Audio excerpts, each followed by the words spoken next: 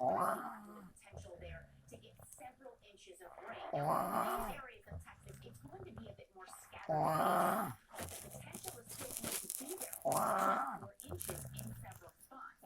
And the main here across areas of Texas is that they've also been dealing with 3 to 5 days in the past of rain. And so now we're basically just adding to that on top of what they already had. Lynn? Allison, thank you so much.